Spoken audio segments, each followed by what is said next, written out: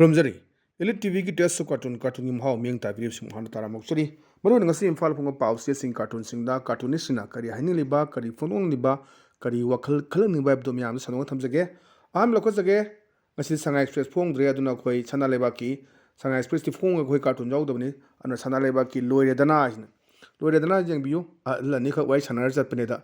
mayam na chawnga phanglaga na na kamdong na lising phangni no ne ana haibne mayam se ji mayam na puang ngangna baduni rangi Prime Minister Narendra Modi lakkudu paisa pi de mayam si khorsa pi de haina ba koi mitna ubudi leite mayam na ngangna ba chinwa oina chinhai oina haina ba mayam su tai adani base ora kanda cartoonist thamai se mayam na chamwa phanglaga nahang na kamno na sing phangni no ne haina hangmani da amasne khume mamang da phamlaga khuba hongna khuge haibagi na am phajaba mayam si koi rangi Prime Minister Narendra Modi ki biju si praja sing ki expectation mayam no wang bani even akhona comment lobu matam da su party yaujaraga su pen do mayam phongdorok party ki wan natana akoi BJP office manakta kisam pata kari dangara akhona live interview do kanda khoi karam khade to honingi ona mana lakpo se kitang di thenga su lai sam phare du kitang torom da su mayam si mayam nu ubiramani mayam loira kana thula kana piba comment mayam su khoi social media ji ton basing da khoi viral chalaga leibani aduna swai sida ngarang du mayam si paisa pi de mai magi kendra ki MLA na chanabagi chanabagi na khoi pi de na mayam lei adu de khoi chap chaba khangdre proof phangdabani na aduni adu proof phangam basu ya cartoonist se mana taram basu ya aduni mai che mayam na chamnga phangdaraga nahangna kamdong lising phangino ne na adamana haibadune ba hoi dine mamang da phamnaga khuba khuge na haiba adugi lising an pi ne na yam phajaba sisu wan thok leiba cartoon ne thamjage mathang da leisina khoi pongna phomgi balo he duni sisu khoi ngarang Modi lakpagi phibam sida loina ma cartoonist ne kok thadan ne nong tabagi sinnamu ulle chokri myam thar leire leader ama leire leader si kana man ge do yengbiro alamana haire magi matung in bus secretary sida ai tare magi personal secretary natra private secretary nongdi yam namarang kana haithagrabasu miyam gi oiba ya thangdi amata tawthagidre ngahiba tari ha ana upai leitabuduni kem haram daba expect torubuni kirim khara de dagi khoi ngarang mai kongchasi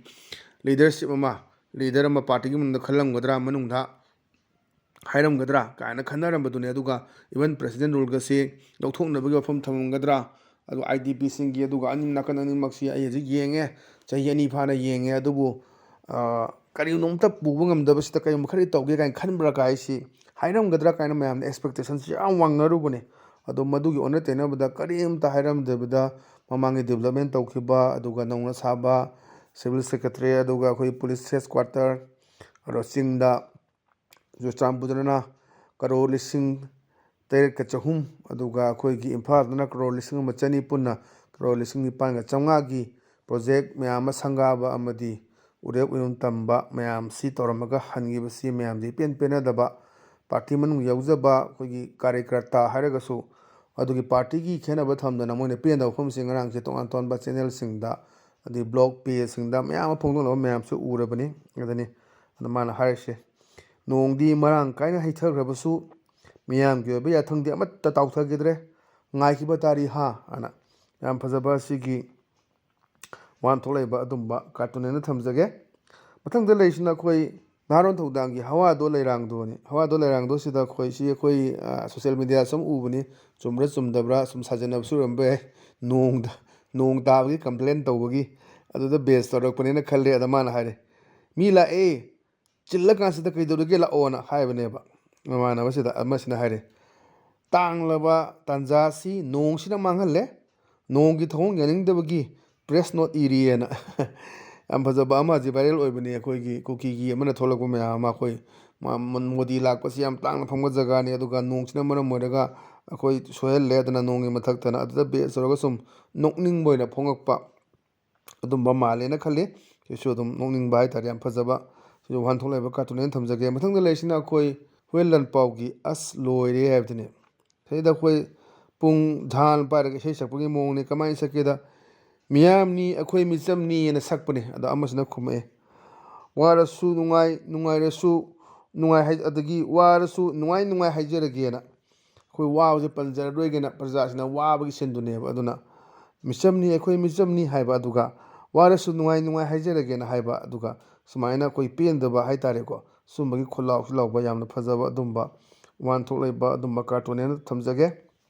ꯃꯊꯪꯗ ꯂꯩꯁꯤꯅ ꯑꯩꯈꯣꯏ peoples ꯀ꯭ꯔꯣꯅꯤꯀꯜꯒꯤ ꯁꯟꯗꯦ ꯁ꯭ꯄꯣꯏꯂꯔ ꯍꯥꯏꯗꯨꯅꯤ ꯁꯤꯗ ꯑꯩꯈꯣꯏ ꯃꯅꯨꯡꯗ ꯐꯝꯃꯒ ꯃꯊꯥ ꯈꯔ ꯁꯥꯕ ꯂꯨꯈꯝꯗ ꯄꯥꯏꯔꯒ ꯂꯩꯕꯒꯤ ꯁꯤꯟ ꯑꯃꯅꯤ ꯂꯨꯆꯤꯡꯕ ꯑꯃꯗꯤ ꯑꯣꯏꯗꯣꯔꯦ ꯌꯥꯝ ꯅꯥꯟꯅ ꯀꯥ ꯑꯁꯤ ꯂꯩꯔ ꯃꯥꯅꯦ ꯍꯣꯞ all the top brass will soon book for their honeymoon trip to the capital city ana asa tawi top brass mayam singse yam thuna khoi Delhi da jaga amada honeymoon chatnaba aduna capital city haigadi Delhi ne aduna soida tawnarani na hasdi wari singarang je kaimta akoi hairamba leitre aduna ngasai duni home all the top brass will soon book for their honeymoon trip to the capital city aduna mayamna honeymoon chapane na suti tha leba kuirakpa aduna tha hum